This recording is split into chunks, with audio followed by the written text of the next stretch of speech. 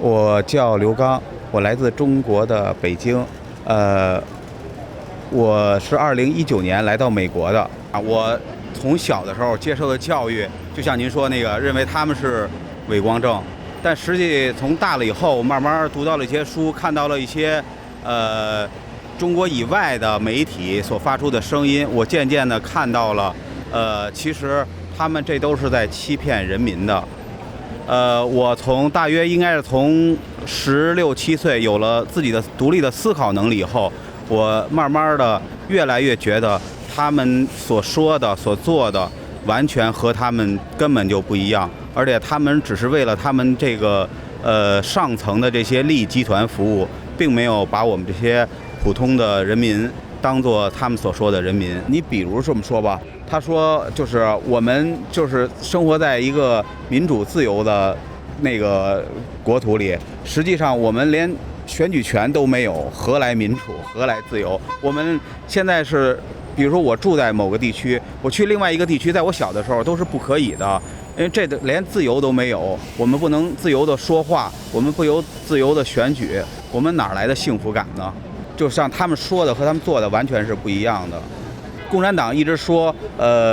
信仰是自由的。那么我如果是练习法轮功，这难道在那可以吗？我当初接触法轮功的时候，我认为他们都是一些好人。他们说这个法轮功是邪教，那么它邪在哪里呢？我看不出任何东西来，只是一个信仰而已啊。从我接触的眼光看来，他们没有侵犯到任何人，相反，他们传播的一些像真善美的这种观念，我觉得放之四海都是一个真理，放在哪里都是对的。没有人会说真善美是错的，真善人是正确的，到哪里它都是正确的。为什么到了共产党那里，真善人反而变成了是不对的呢？那么值得我们大家思考一下。他们就是把一些善良的东西、真实的东西全部扼杀了。他之所以要从他们那个角度要抵触，或者说是要围剿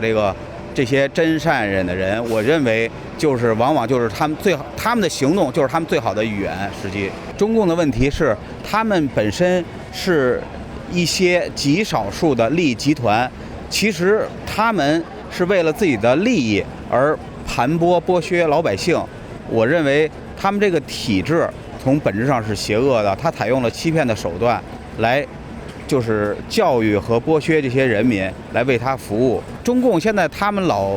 鼓吹或者宣传说他们是14亿人民和他们是一起的，实际上我觉得美国政府这点做得很对，就是把人民和中共剥离开了，他们根本就不属于人民的一伙，他们不代表人民。对外呢，是所有的外交的国家都与他为敌，这是一个现象。再一个，对内也是灾祸不断。我认为，天灾人祸欲至热，这个党可能时间不长了。中国有一句老话叫做"善恶终有报"，这些事儿做的恶事太多了、太长了，真的有报应的那一天。其实天给的这些意象，不管是什么1000年一遇、500年一遇，还是多少年，这些事儿，我觉得都是老天对共产党的一种惩罚。所以我们作为普通的人，我认为应该早早的觉醒，早早的脱离它。只要退党、退队、退团，我认为就从意义上脱离了这些灾祸的依附，至少能给自己心灵上找一个平静的港湾。因为三退来说，第一，它现在可以采用匿名的方式，你不用担心后面的侵害；第二呢，你只要采用了这个行动，就从关系上脱离了这个邪恶政府的依附。我认为，而且做这个事儿，我觉得越早越好，越快越好。因为只有越来越多的人站出来，现在可能也已经是那时候我知道是3亿多，现在我不知道啊，就是越来越多的人站出来，脱离他，从而发展到反对他，这就是他土崩瓦解的那天的开始。我希望他们能够早日得到解脱。其实要真的学会真善人以后，我觉得他们就会感到人生的意义远远不止在大陆那样苟且的生活。我真的希望他们能够早日的觉醒。其实他们是没有机会看到这样的新闻，如果他们有机会看到、听到、接触到这些东西，我希望他们能早早的加入三退的队伍。这样的话，我们能早早的脱离这个邪恶的组织。希望大家身体健康、平安。